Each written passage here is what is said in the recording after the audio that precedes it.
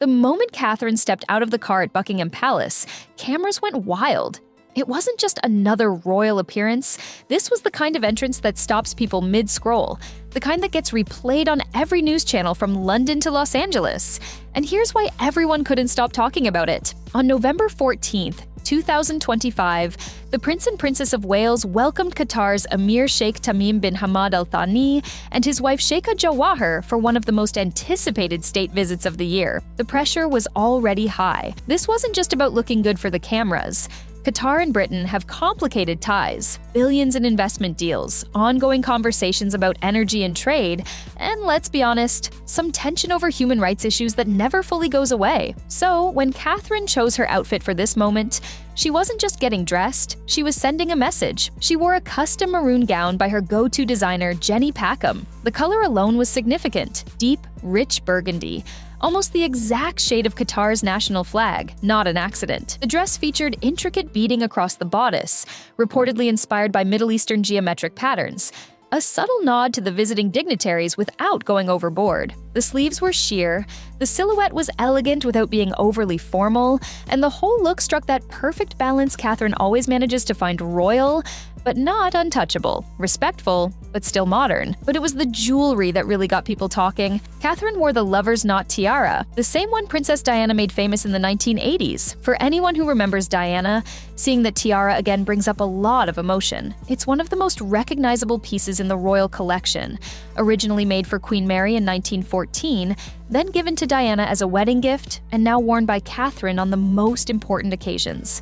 Pairing it with diamond and pearl drop earrings that once belonged to the late Queen Elizabeth, Catherine wasn't just accessorizing, she was connecting past and present, honoring the women who came before her while stepping into her own role as a global ambassador. Prince William, standing beside her in his formal military regalia, looked every bit the future king, but even he seemed to pause for a second when Catherine emerged, and if you watch the footage closely, you can see him glance at her with what can only be described as quiet pride. They've been married for over a decade now, but moments like this remind you that he still sees her the way the rest of us do. Absolutely stunning. Now, let's talk about why this particular state visit mattered so much. Qatar isn't just any country. They're one of the wealthiest nations on earth, and their relationship with the UK is complicated. On one hand, there's massive investment. Qatari money is all over London, from real estate to sports teams. On the other hand, there are serious questions about labor rights, LGBTQ protections, and press freedom that human rights groups bring up every time there's a high-level visit like this. So the royal family had to walk a fine line, be warm and welcoming because diplomacy matters. But don't ignore the reality that not everyone in Britain was thrilled about rolling out the red carpet. Catherine, as always, handled it with grace. During the ceremonial welcome at Horse Guards Parade earlier that day, she wore a different outfit, a tailored coat dress by Amelia Wickstead in deep plum, another color with Middle Eastern resonance. She smiled, she shook hands, she made small talk with the Sheikha, and she did what she does best, made everyone feel like they mattered. That's her superpower, honestly. She can walk into a room full of tension and somehow make it feel lighter. At the state banquet that evening, the atmosphere was even more electric. Buckingham Palace was lit up like something out of a fairy tale, and over 150 guests filled the ballroom.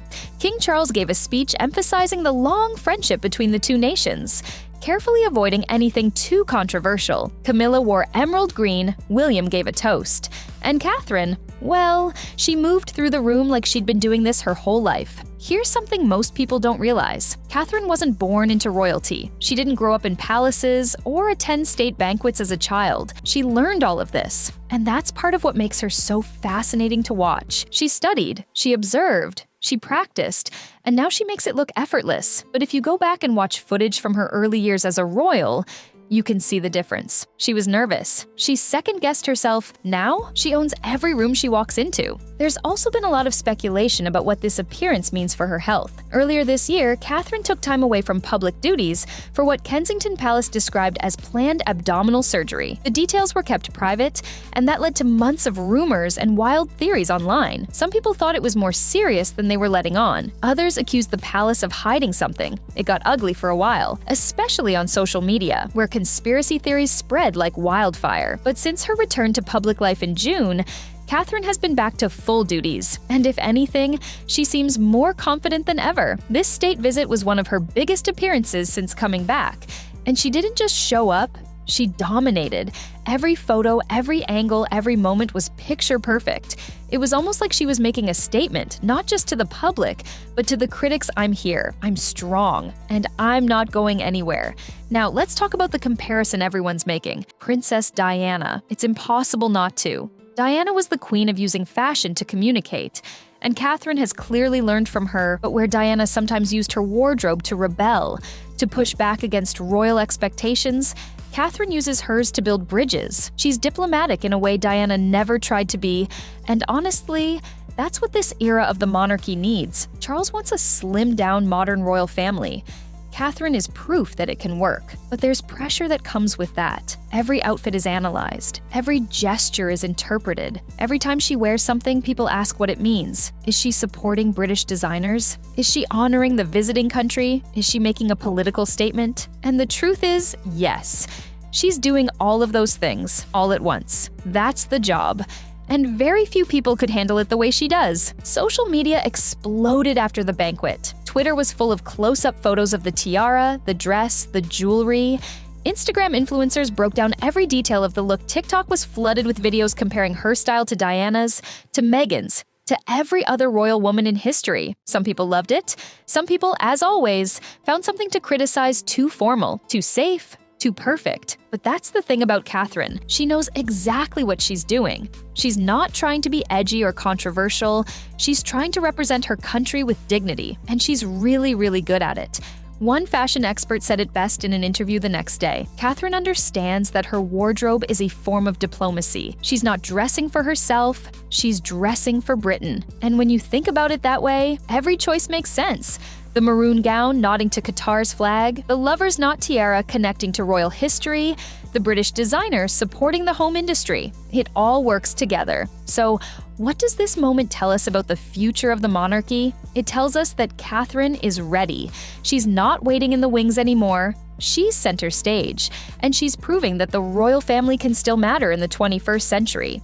Not because of their titles or their crowns, but because of the work they do and the way they represent their country on the world stage. And let's be real, she looked absolutely incredible doing it. So here's my question for you.